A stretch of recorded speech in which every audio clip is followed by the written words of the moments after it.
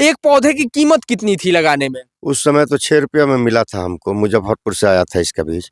पौधा मिला था, पौधा छोटा पौधा था। छोटा 15-16 हजार में इसका बुआई उआई जो भी था वो हो गया।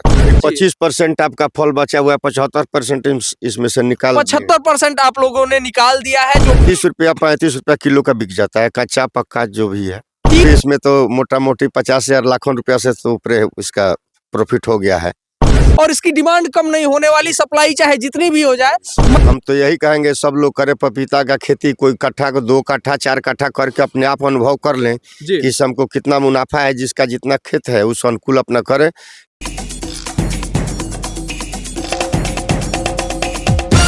कृषि में वैज्ञानिकी का समावेश वो महत्वपूर्ण विषय है जिस पर चर्चा सभी करते हैं, लेकिन शायद ही कोई किसान ऐसा हो जिसने उसे अमल में लाया हो। मैं इस वक्त बहुचर्चित रामनगर मठ पर, राम जानकी मठ रामनगर पर मौजूद हूं और यहाँ पर एक ऐसा विषय मेरे सामने आया जो वास्तव में जिस पर विचार करने की आवश्यकता है। अगर कृषि में वैज्ञानिकी का समावेश हो तो क्या किसानों की स्थिति में सुधार नहीं आ सकता है? मेरे पीछे ये जो खेत आप देख रहे हैं ये पपीते के फसल की खेत है। करीब करीब कटाई हो चुकी है और अभी भी फसल पेड़ पर लगी हुई है। हमारे साथ हमसे बातचीत करने के लिए मठ के प्रभारी महंत आदरणीय भूप नारायण दास जी महाराज मौजूद हैं। सबसे पहले हम स्वागत करेंगे महाराज जी आपका द पॉइंट मीडिया के कैमरे पर। जी राधे राधे राधे राधे। महाराज जी हम जानना चाहेंगे जो पपीते की फसल है कितने क्षेत्रफल में लगाई गई है? ये मोटा मोटी 2 एकड़ में लगा हुआ है। 2 एकड़ में पपीते की फसल आपने लगाई है। महाराज जी कितने पौधे पपीते के यहाँ पे लगे हुए हैं? ये मोटा मोटी 2000 के करीब में लगा हुआ है। 2000 के करीब में पौधे लगे हुए हैं। एक पौधे की कीमत कितनी थी लगाने में? उस समय तो 6 रुपया में मिला था हमको, मुजफ्फरपुर से आया था इसका बीज। 6 रुपए में एक बीज मुजफ्फरपुर से इन्होंने लिया था। बीज या पौधा? पौधा मिला था, पौधा छोटा पौधा था। छोटा पौधा नर्सरी से मुजफ्फरपुर से आपने मंगाया था 2000 के करीब में। और अगर मैं 2-3 हजार रुपए मान लेता हूँ ट्रांसपोर्टेशन तो लगभग 15-16 हजार में आपका बीज 2 एकड़ का हो गया था। हाँ 15-16 हजार में इसका बुआई उआई जो भी था वो हो गया था। जो भी था वो हो गया था। पानी वगैरह खाद वगैरह कितनी बार इसमें लगाना पड़ा महाराज जी? इसमें तो बारिश का पानी से हो गया, लेकिन दो पानी इसको देना पड़ा। कितने दिन में फसल तैयार हुई? 4 महीने में इसका फसल तैयार है। 120 दिनों में पपीते की फसल तैयार हो गई। और ये पपीते मैं दिखाना चाहूंगा, हमारे स्क्रीन पर आप देख पा रहे होंगे इनके एक पौधे में सामान्य ये एक पौधे का तस्वीर फुटेज आप वीडियो फुटेज देख पा रहे हैं। लगभग 25 से 30 फल लग रहे हैं एक पौधे में। तो ये जो है ना अभी 25% आपका फल बचा हुआ है, 75% इसमें से निकाल 75% आप लोगों ने निकाल दिया है, जो भी जिनके भी पास आपके खेत थे। महाराज जी ये बताइए बाजार में पपीते की कीमत क्या मिलती है? जी 30 रुपया 35 रुपया किलो का बिक जाता है, कच्चा पक्का जो भी है। 30 से 35 रुपए किलो, चूंकि के पपीता सब्जी के तौर पर भी और फल के तौर पे भी उपयोग में आता है। जी। तो 30 से 35 रुपए किलो निकल जाता है। और लगभग 2 एकड़ में अब तक कितना महाराज जी बेचे होंगे? अब इसका तो कुछ अनुमान हम वैसे नहीं रखे हैं, लेकिन फिर भी इसमें तो मोटा मोटी 50,000 लाखों रुपया से तो ऊपर इसका प्रॉफिट हो गया है। मतलब मैं अपने सभी दर्शकों को बता दूं कि अगर आप 2 एकड़ जमीन में 25 से 30 हजार रुपए निवेश करते हैं केवल पपीते की खेती पर, तो निश्चित तौर पर आपको लाखों का मुनाफा होना तय है।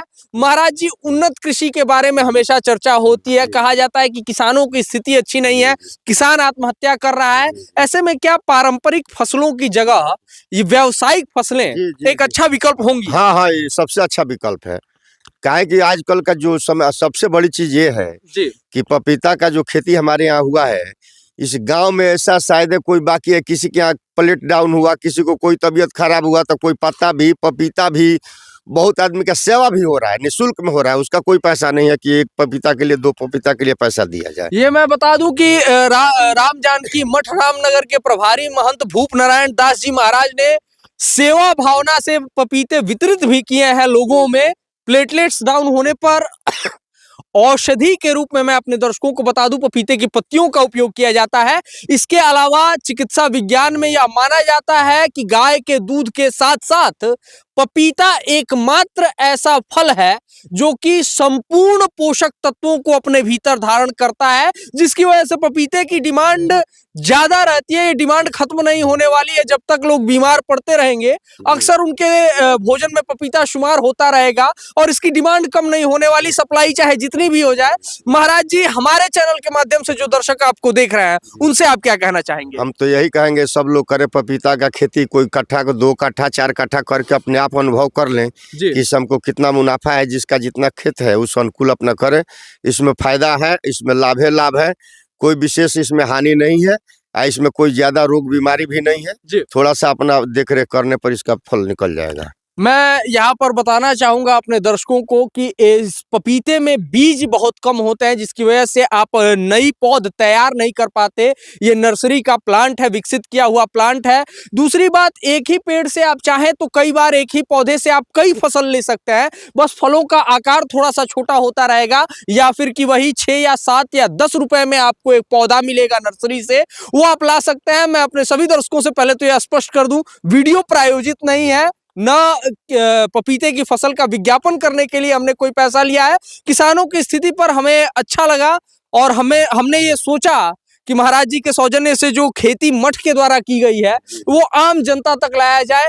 केले की फसल भी एक अच्छा विकल्प हो सकती है वैज्ञानिक कृषि का, लेकिन उसमें थोड़ा सा मौसम की प्रतिकूलता काफी व्यापक प्रभाव डालती है। हालांकि पपीते के साथ ऐसा नहीं है।